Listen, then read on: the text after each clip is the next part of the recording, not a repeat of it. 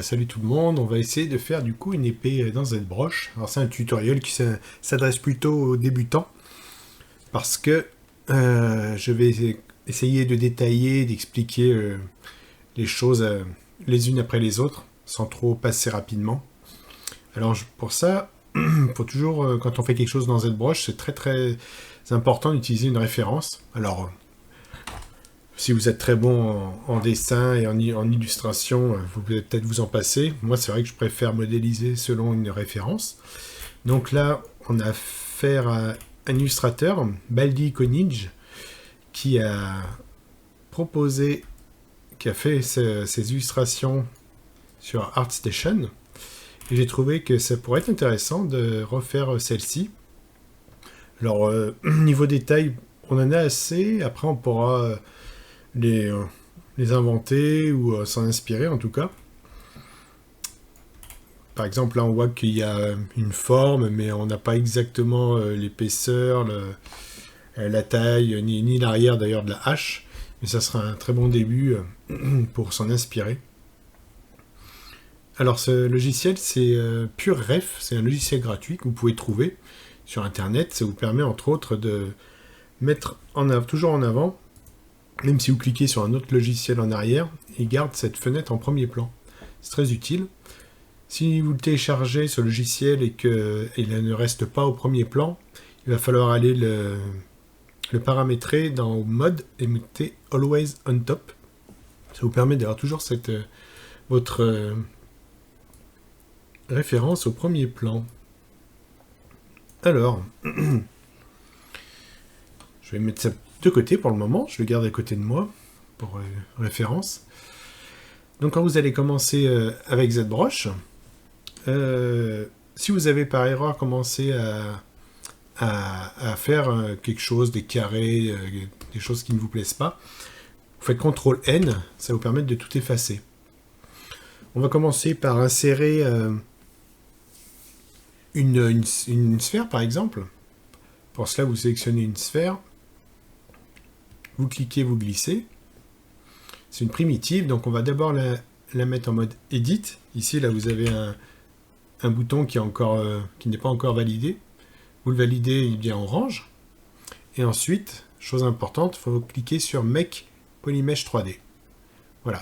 À partir de maintenant, si vous prenez une brosse, vous allez pouvoir commencer à dessiner dessus, à sculpter, ainsi de suite. Une autre chose intéressante aussi, pour avoir votre plan de travail, votre canvas à la taille maximale, peut-être que c'est déjà le cas pour vous. Si ça ne l'est pas, vous pouvez aller dans Documents et vous allez sur ce W-Size, c'est Windows Size. Il faut qu'il soit allumé, s'il ne l'est pas déjà par défaut, et vous cliquez sur New Document. Il va vous dire qu'il va vous faire un nouveau document. Est-ce que vous voulez sauvegarder celui qui est actuellement à l'arrière-plan là? Vous faites non. Vous voyez, la fenêtre a pris tout votre cadre disponible. Et vous refaites ce qu'on a vu tout à l'heure. Du coup, c'est parti. Vous cliquez, vous reglissez votre petite sphère. Vous l'éditez. Et vous appuyez sur Make Polymesh 3D. Ainsi, vous allez pouvoir, je vous fais ça pour qu'on puisse voir, vous allez pouvoir naviguer autour en plein écran. Il va être bien optimisé. Alors moi, pour naviguer, on n'utilise plus la souris une fois qu'on a lancé ZBrush. Moi, j'ai paramétré mon stylet afin que lorsque je clique sur le bouton qui est vers la mine, je clique dans le vide et je laisse, je n'appuie pas sur ma tablette, je relève la mine de la tablette, je laisse en suspens. On peut quand même bouger le curseur, et si je clique sur le bouton près de ma mine, je peux bouger ainsi mon mesh en gardant la même position, c'est-à-dire le stylet relevé de la tablette. J'appuie sur Alt, je clique sur le même bouton. Là, je vais pouvoir faire des translations de gauche à droite. Et c'est comme ça que, personnellement, moi, je vais me déplacer. Et pour faire des zooms, toujours sans la souris, moi, j'appuie sur CTRL, et je clique, alors toujours dans le vide, On peut le faire aussi là-dessus, mais j'ai pas l'habitude de le faire dans le vide. Cliquez sur le bouton, du coup, toujours vers la mine. Et vous allez pouvoir, toujours sans poser votre mine sur la tablette, vous allez pouvoir faire des zooms. Et c'est comme ça que je vais toujours me déplacer assez rapidement. Enfin, c'est un coup à prendre, hein, c'est sûr, par rapport aux autres logiciels de modélisation traditionnelle. C'est comme ça que je vais faire mes déplacements. Donc on va voir vite fait comment marche ZBrush. Avec là j'ai ma broche. On voit l'effet de ce qu'elle va donner lorsqu'on va la poser sur une sphère. Donc effectivement, ça fait bien cet effet-là. Si j'appuie sur Alt et que je sculpte, ça va creuser à l'intérieur. Ça va être le principe général de ZBrush. Et quand je n'appuie pas sur Alt, ça ajoute de la matière. Alt, ça creuse, ça en enlève. Et si j'appuie pas, ça fait de la matière. Très souvent, par défaut, ça va être ça. Ça se peut sur certains brushes, qui creusent par défaut, comme la dame standard, qu'elle creuse par défaut vu que c'est ce qu'on lui demande par défaut. Et du coup, là, ça va être l'inverse, ça va être Alt pour rajouter de la matière. Vous allez prendre l'habitude. Lorsque vous avez fait un petit sculpte comme ceci, vous pouvez adoucir votre sculpte en restant appuyé sur majuscule. Vous voyez que mon cercle va passer de rouge à bleu et vous allez pouvoir adoucir, vous allez pouvoir smoother votre sculpte. Comme ça, on obtient des choses moins fortes, moins forcées, plus douces, plus adoucies. Ça permet de se remodeler un petit peu dans le mesh original, de faire une transition plus douce. Donc ça, c'est vraiment l'utilisation standard des brushes. Et donc, à partir de là, on va commencer à voir comment on peut sculpter notre hache. Et au fur et à mesure, on regardera comment on peut faire, à quoi servent et comment on peut faire des améliorations, comment on peut sculpter.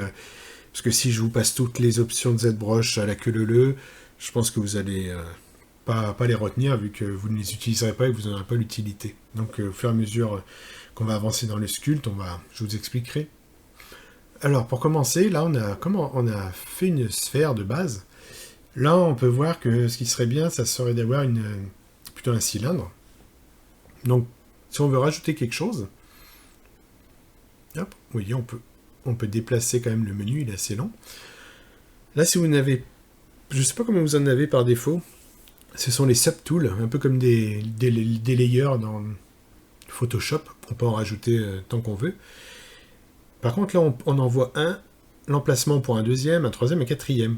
C'est le nombre que vous voyez là, 4. Si j'augmente, vous allez augmenter votre menu pour pouvoir rendre visible 14 subtools. Bon, c'est vrai que j'en laisse pas trop souvent. Moi, je peux aller jusqu'à 6, ça dépend. Surtout, en plus, si vous travaillez sur un portable et que vous avez un petit écran, vous allez vouloir optimiser cette place. Mais bon, 1, c'est trop court. 5, c'est pas mal pour commencer. Enfin, c'est vous qui gérez. Donc, pour ajouter un subtool qui va se mettre en dessous, je vais cliquer sur Append et Insert sont un peu les mêmes. Append va l'insérer tout en bas. Enfin, tout en bas. Si vous avez 5 subtools, il va l'insérer en 6e subtool. Si vous avez 5 subtools et que vous avez le premier sélectionné, il va l'insérer après celui qui est sélectionné. Donc bon, on peut mettre Insert. On va choisir un cylindre parmi les subtools, les primitifs du haut. Si vous n'avez pas ça, c'est normal, c'était un exercice précédent que j'avais fait. Donc là, il a inséré le cylindre. Par défaut, il l'a sélectionné. Quand on choisit Insert, il le sélectionne. Si vous choisissez Append, il va garder le précédent sélectionné. Bien penser à le resélectionner après coup. Quand c'est sélectionné, on le voit par rapport, il y a un petit cadre, un petit rebord blanc, et vous voyez le nom est un petit peu plus foncé, la barre du titre est un petit peu plus foncée. Donc au départ, même à la fin, si vous êtes organisé, c'est bien de renommer vos mèches. Donc là, on peut alors pour renommer, on va cliquer sur Rename, ici. Et on peut l'appeler manche. Ça, c'est les bonnes pratiques à faire. Je ne dis pas que je le ferai tout le temps. Celle du dessus, elle est à l'intérieur. Hein. Ils sont l'un sur l'autre. Ne nous intéresse plus. Donc on va la sélectionner. Et on va la supprimer. Vous allez voir. Ah non, parce que j'ai validé mon texte. Si vous supprimez, oui, il va vous mettre un message qui va vous dire en gros, attention, cette opération n'est pas annulable. Et effectivement, si je fais CTRL Z, il n'y a rien qui se passe. Un subtool supprimé ne peut pas être retrouvé. Donc faire très attention auquel vous avez sélectionné. Il arrive assez souvent qu'on se trompe, et qu'on supprime pour 2 mots un subtool, ça peut être grave. Donc là, nous avons donc notre base pour faire notre manche. Mais alors on va s'apercevoir qu'il est trop petit, trop gros et compagnie. Donc pour le modifier, on va appuyer sur la touche W. La touche W va nous apporter ce qu'on appelle un gizmo. Et ça va nous permettre, je me mets un peu de 3/4 pour que vous voyez, de manipuler cet objet, notre cylindre. Là, si je me place sur ces rectangles, le bleu on le voit pas bien, mais ils se mettent un peu en surbrillance. C'est-à-dire que c'est eux qu'on va sélectionner. Et une fois sélectionnés, on va pouvoir bouger, déformer homothétiquement sur cet axe. Ça, c'est l'axe Y. Je sais pas par cœur. Ça, c'est l'axe X. Et ça, ça veut dire agrandir homothétiquement.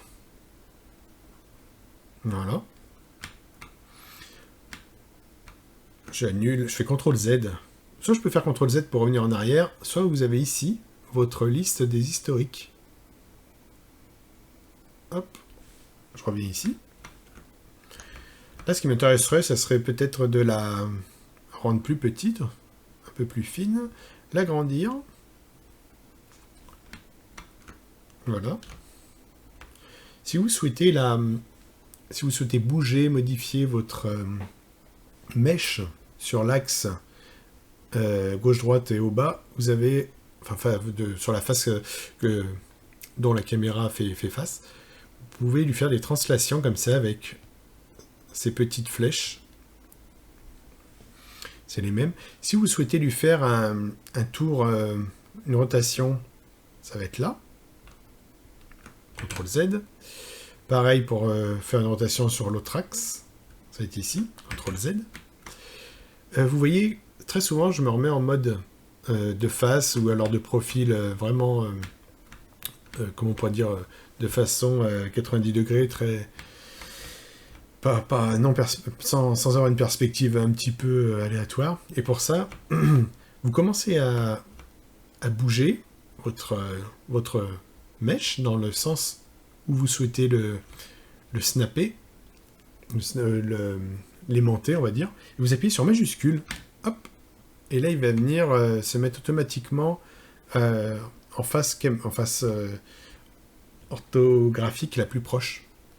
Si je commence à tourner, j'appuie là sur majuscule, hop, et du coup il m'a snappé sur sa face de droite, face de face. Moi je les appelle les faces, mais vue de gauche, vue de face, vue de haut. Voilà. Hop, j'appuie sur majuscule. J'étais plus proche apparemment de la vue de haut, donc il m'a snappé sur la vue de haut. Là, hop, il va me snapper sur la vue de face. Et comme ça sera bien plus simple pour beaucoup d'opérations parfois, d'être dans des vues vraiment clean. Vous avez aussi la possibilité, si vous souhaitez bouger votre cylindre, mais vous aimeriez bien que le point de pivot soit en bas plutôt qu'au milieu, vous avez la possibilité de modifier ce gizmo, qui est finalement le point de pivot. Si je bouge sans rien, il bouge tout mon gizmo. Si je le clique à partir de cette flèche. En revanche, si j'appuie sur Alt, vous avez vu le petit crochet là, le petit verrou, c'est déverrouillé. Et je vais pouvoir déplacer mon gizmo à l'endroit où je souhaite. Je relâche Alt et mon stylet. Et maintenant, il va pouvoir bouger à partir du point de pivot auquel j'aurais placé. Si vous voulez recentrer votre point de pivot par rapport à votre mèche, vous appuyez sur cette icône. Ça va remplacer votre point de pivot au centre de votre mèche. Si vous voulez recentrer, on ne sait jamais si vous êtes décalé, vous voulez recentrer votre mèche au centre de votre plan de travail, vous appuyez sur la petite maison. Donc voilà pour les choses essentielles du gizmo. Donc pour me faire une modélisation, on va prendre une broche. Vous avez pas mal, cette broche vous met à disposition beaucoup de sortes de broches. Alors c'est vrai qu'il y en a qu'on utilisera très rarement, et puis d'autres très souvent. Donc la clé build-up, elle sera très souvent utilisée. Il y en a qui préfèrent la clé tube pour apporter enlever de la matière en masse. La dame standard, qui elle va vous permettre de faire des creux comme des coups de hache qui auraient été plantés par exemple dans un bouclier, ou faire comment on pourrait dire, des choses creusées, quoi, des filets creusés. La hache polish va vous permettre d'aplanir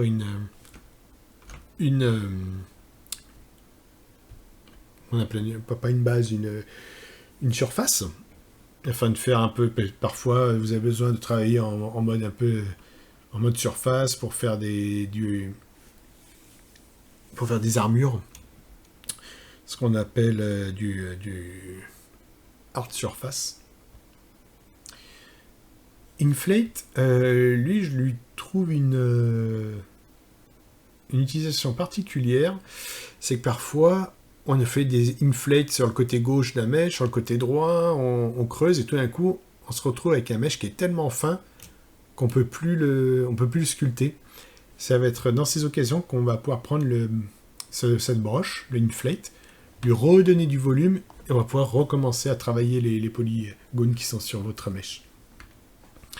Puis on en verra d'autres au fur et à mesure. Le smooth, par défaut, c'est majuscule, comme on a vu.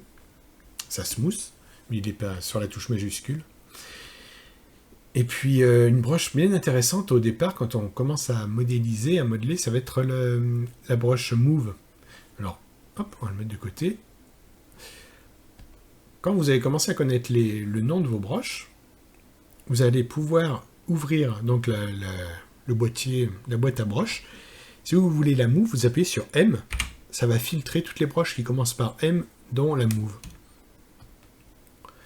La Move, qu'est-ce qu'elle va vous permettre de faire? Elle va vous permettre de bouger vos polygones, enfin votre mèche, de le bouger selon la taille de votre curseur. Que le curseur qui est la taille de votre broche. Ça, on n'a pas encore parlé. La taille de votre broche, je ne sais pas si vous voyez. C'est mon petit point, mon petit cercle rouge. Le cercle qui est en train de se balader là. Ça va être la taille de ma broche. Alors, quel va être l'intérêt de modifier sa taille? C'est que là, si je veux bouger, par exemple, ici, il va me falloir du temps pour bouger tout ça point par point. Donc, je vais aller là-haut. Vous avez un curseur qui s'appelle Draw Size. Et là, vous allez pouvoir grossir votre broche. Et là, ça va vous donner une broche beaucoup plus large, afin de travailler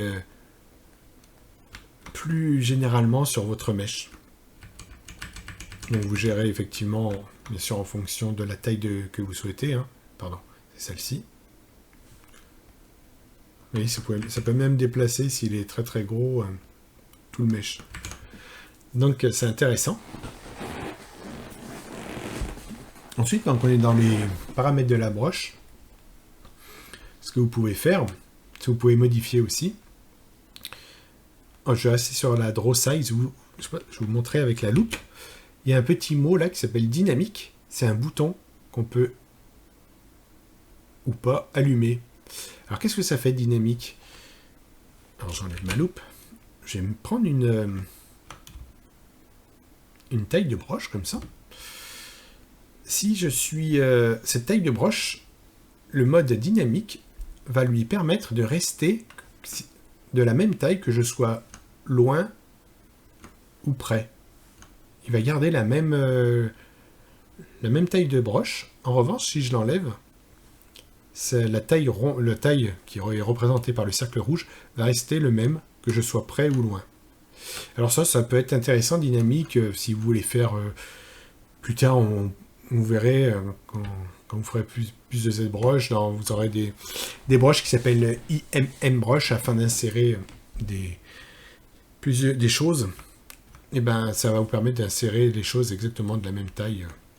Ça peut vous servir à ça, ça peut vous servir à créer aussi des masques toujours de la même taille sur la broche où vous faites des boutons, des choses comme ça. En tout cas, voilà l'utilité de dynamique. Très souvent, je l'enlève parce que vous verrez, vous allez voir, si sans dynamique, on peut aller très très large. Ça, on peut aller presque à un point où on voit même pas la zone de la broche tellement c'est grand. Alors que si je l'allume à fond, je suis quand même assez limité. Donc moi, j'aime bien l'enlever par défaut. Ensuite, on a aussi ce qu'on appelle, alors je vais me remettre en mode, par exemple en clé build-up pour vous le montrer, intensité. L'intensité de la broche, ça va être la force avec laquelle elle va faire ressortir ou creuser de la matière. Là, je suis à 20. Si je me mets à 100, vous voyez qu'elle va pousser beaucoup plus loin la matière. Hop là. Je m'en mets à 20, c'est pas mal. Et donc, à partir avec ça comme données, on va pouvoir, je vous la remets, on va pouvoir essayer de faire le manche. Alors, pour ce manche, on va faire, comme on va se mettre à sculpter et à vraiment déformer notre mèche, il va falloir que l'on passe en mode Dynamesh. C'est bien pratique. Ok. Le mode Dynamesh, ce mode de Dynamesh, pardon, qui se trouve dans Géométrie. Ça, je le ferme. Dynamesh. Voilà. Donc, dans ce menu Dynamesh qui se trouve dans le grand menu Géométrie, pour le moment, il n'est pas activé. Donc, on peut l'activer. Et qu'est-ce qu'il va faire? Il va mettre tout ce mesh en mode ce qu'ils appellent dynamique. Donc Dynamesh. Et surtout, comment il va le mettre en mode dynamique?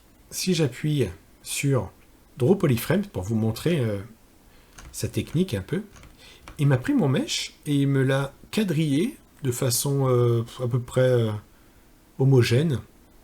Alors la topo est pas belle, hein, vous voyez, ça fait des vagues, des choses, bon, c'est pas très propre. Par contre, l'avantage, c'est que si je modifie, regardez, avec l'outil Move, alors je l'enlève pour pas que ça, je le modifie comme ça, imaginons je le tire, que j'ai quelque chose de très, voilà, j'en suis là. Si je le remets, on voit, si je le remets, on voit que le mesh là, il commence à avoir un problème, c'est qu'il n'a plus assez de résolution.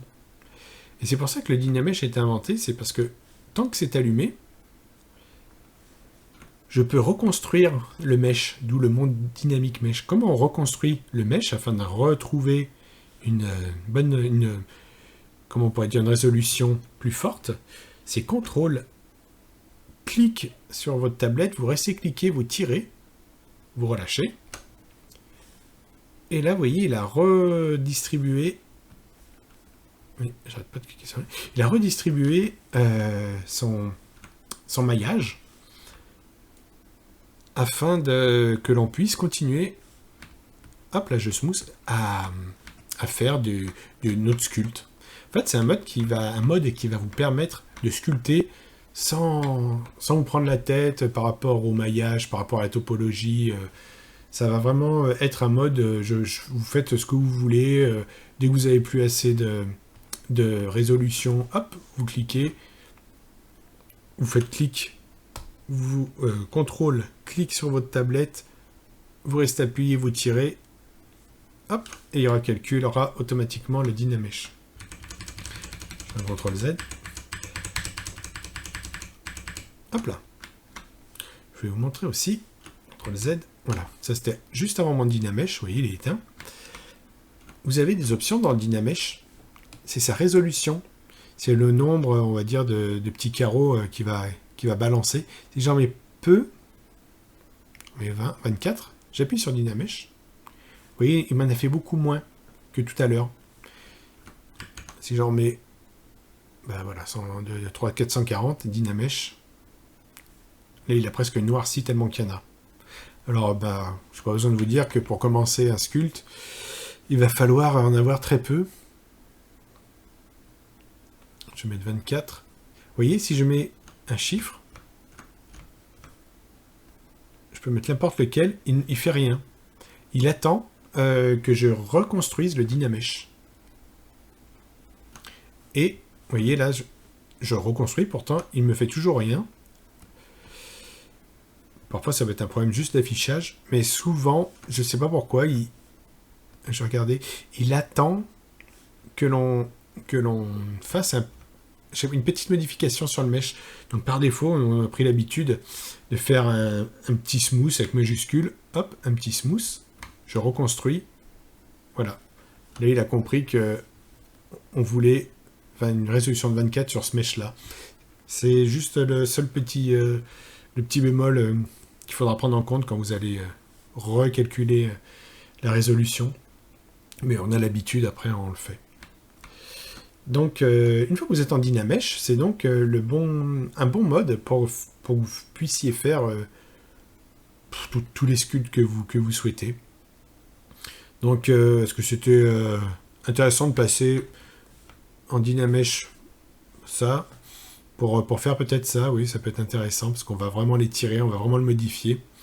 Donc, ça peut être pas mal.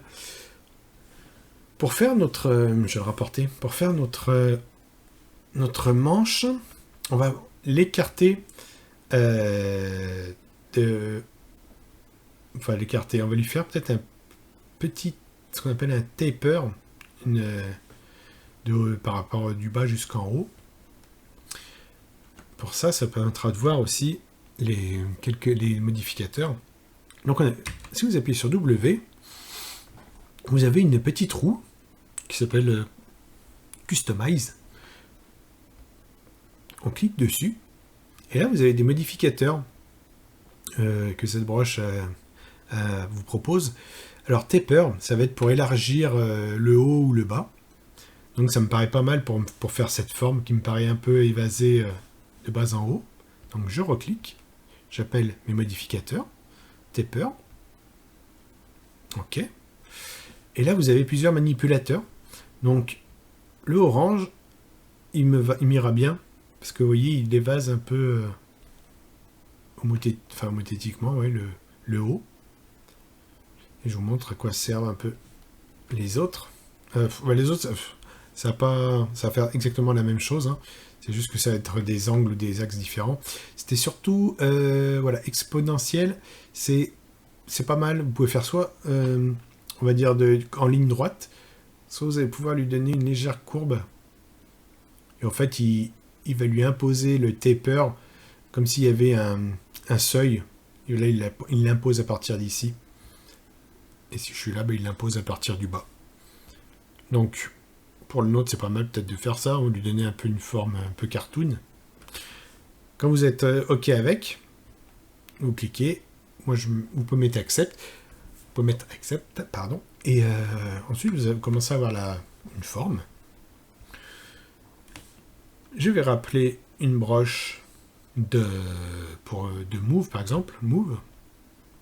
Vous voyez, la broche Move se trouve en haut maintenant parce que c'est le menu Quick Pick, c'est sélection rapide.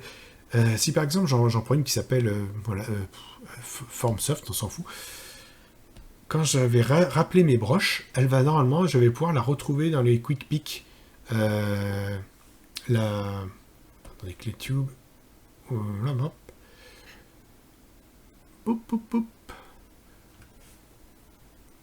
Form soft, voilà. En fait, lorsque vous en sélectionnez une, vous allez pouvoir la retrouver dans le haut. Ça veut dire que c'est les dernières que vous avez utilisées. Donc, moi, ma move, donc soit vous aimez bien rechercher, soit vous appuyez sur M, vous choisissez move. Et puis ensuite, ben voilà, vous allez pouvoir commencer à tirer un peu votre mèche pour lui donner la forme de la hache, ces petites choses là, un peu stylisées.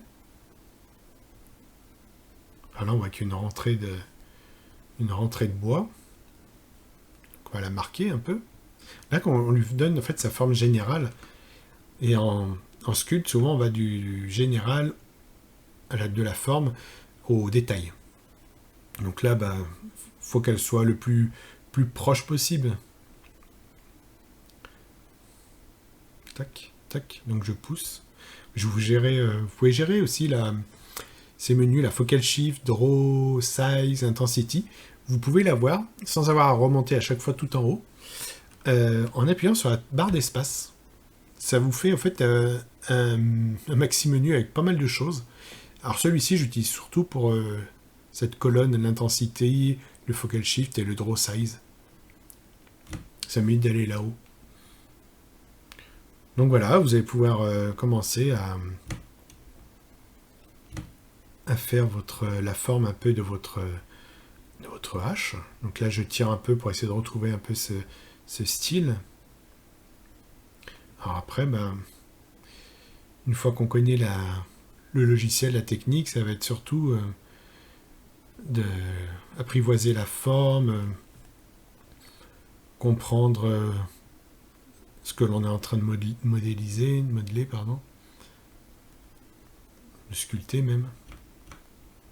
Parce qu'il y a le côté technique, connaître ZBrush, et puis après vous allez avoir surtout votre côté créatif. C'est vrai que si vous dessinez, vous allez peut-être avoir plus de facilité que si vous ne dessinez pas, mais rien n'empêche pas l'autre. J'ai connu des gens qui ne dessinaient pas si bien que ça, qui étaient très bons en ZBrush. Donc voilà. Comme ça, ça donne une forme à peu près générale.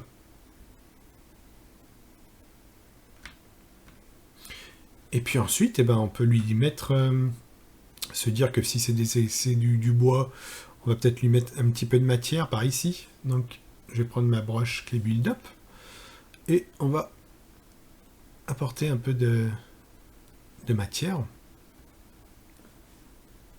Hop. Voilà. Et donc, comme on est en mode Dynamesh, pour redispatcher le maillage, vous voyez, pour le moment, il est pas trop, aussi là, il est étiré, il est pas top. Pour le redispatcher, pour le recalculer, en fait, ça s'appelle on recalcule le Dynamesh, contrôle, je clique avec mon stylet sur la tablette, je reste appuyé, je tire, je relâche, et du coup, il recalcule le maillage. Ça, c'est vraiment bien. La résolution du maillage, donc je vous conseille de ne pas en avoir trop au départ, et de monter petit à petit selon les besoins en détail, en matière dont vous aurez besoin. Vous voyez là, je clique, ça marche pas. Donc petit smooth, hop, sur mon mesh, je reclique. Et là, on a vu, il est passé, regardez par exemple ici, avant, après. On le voit à l'œil si le Dynamesh était bien fait. Donc là, je mets de la matière, je smooth avec majuscule. Là, je smooth un peu le tout. Oups. Je mets un peu de matière. On voit que c'est... Ouais, ça descend pas des masses. Hein. C'est vraiment, effectivement, peut-être que le dessus. Je m'enflamme un peu là, peut-être pour... avec mes histoires de matière, mais Ça permet surtout d'apprendre un peu cette broche.